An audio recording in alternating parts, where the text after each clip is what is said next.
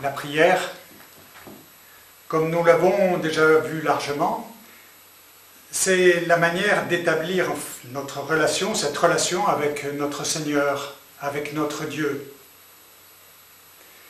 Cette relation, c'est d'abord Dieu qui l'a initiée, c'est lui qui a pris l'initiative. Il a pris l'initiative de venir à notre rencontre et nous avons répondu oui à son appel. C'est cette réponse en fait que nous lui adressons en lui consacrant ce temps ce soir. Cette rencontre, il nous l'a proposée en nous donnant son Fils. C'est son Fils Jésus, lui qui a pris chair, qui s'est fait homme. Et dans son prologue, l'évangéliste Jean nous l'indique bien au chapitre 1, verset 14. « Et le Verbe s'est fait chair, je cite, « Il a habité parmi nous, et nous avons vu sa gloire, la gloire qu'il tient de son Père comme Fils unique. » Jésus, donc, c'est le Verbe, c'est la parole. Et cette parole, elle se fait chair, et elle habite parmi nous, comme le dit Jean. Jésus se révèle à nous comme parole de Dieu. La prière, c'est donc cette relation avec Jésus qui est parole de Dieu. Et c'est en nous rapprochant de cette parole que nous pourrons établir ce lien, cette relation avec Dieu, avec notre Seigneur, qui nous a créés et qui nous aime plus que tout. Nous avons bien retenu lors de notre première rencontre que notre temps de prière commençait d'abord par la préparation du cadre. Le cadre, c'est d'abord choisir le texte, ensuite choisir le lieu de notre prière, choisir sa durée.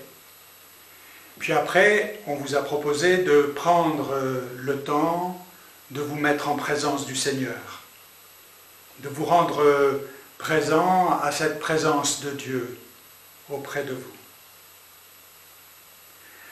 Aujourd'hui, nous allons continuer notre cheminement par la lecture du texte et par la composition de lieux qu'on peut aussi appeler « imaginer la scène ». Cette étape, qui est une étape préliminaire à votre temps de prière, est une étape qui a une très très grande importance pour Ignace.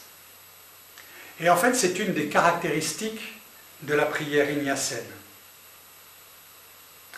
Elle a pour but de nous aider à fixer notre attention, l'attention de celui qui prie, sur la situation décrite dans le texte retenu. En fait, ça nous aide à nous rendre présents à cette scène, en imaginant le décor, en regardant les personnages, en sentant les odeurs, en entendant ce qui peut se dire dans ce passage. En fait, c'est une façon de se faire proche de Jésus, comme si Jésus était vraiment vivant devant moi, et il l'est vraiment. Donc, cette étape de la composition de lieux, ou cette étape qui consiste à imaginer la scène, va donc permettre de fixer notre attention, de nous aider à bien rentrer dans ce que le Seigneur nous propose dans sa parole. Cette étape, elle se poursuit ensuite par la demande de grâce. En fait, c'est tout à fait banal, mais si nous prenons du temps pour aller rencontrer quelqu'un, on a toujours une intention, une attente dans ce temps de rencontre. Et avant d'aller rencontrer quelqu'un, de façon générale, il est toujours bon de se préciser à soi-même cette attente pour profiter au mieux de cette rencontre. Je prends quelques exemples. En fait, si je vais voir un ami gratuitement, je peux me mettre dans cette disposition intérieure de la visite gratuite. Donc je rentre dans ce temps gratuit, j'attends rien d'autre que la joie de cette rencontre et la gratuité de cette rencontre. Si par exemple je vais voir mon patron pour parler de mes conditions de travail ou pour parler de mon salaire, je me prépare intérieurement à lui parler de ces questions. Je rassemble mes idées et je me mets dans cette disposition intérieure pour bien argumenter et pour bien écouter aussi ce que va me dire mon patron. Si je vais voir mon médecin, ce sera pareil, je vais faire mémoire des soucis que je porte, des douleurs que j'ai, et je rassemble tout ça pour pouvoir lui parler au mieux de ce qui m'amène chez lui. Eh bien, si je vais voir mon Seigneur, si je vais voir mon Maître, si je veux voir mon Dieu, si je vais voir Jésus, si je veux le rencontrer, eh bien c'est pareil. Je rassemble mes attentes dans ma tête, je rassemble mes besoins, je rassemble mes désirs, et je les lui formule.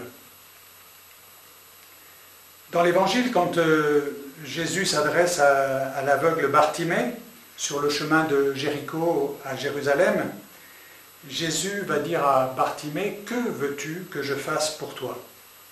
Et c'est une façon pour, justement, pour Bartimée de bien préciser sa demande. « Seigneur, que je vois ?» Eh bien, quand je me prépare à prier, je peux entendre cette question que Jésus m'adresse personnellement. « Que veux-tu que je fasse pour toi ce soir ?»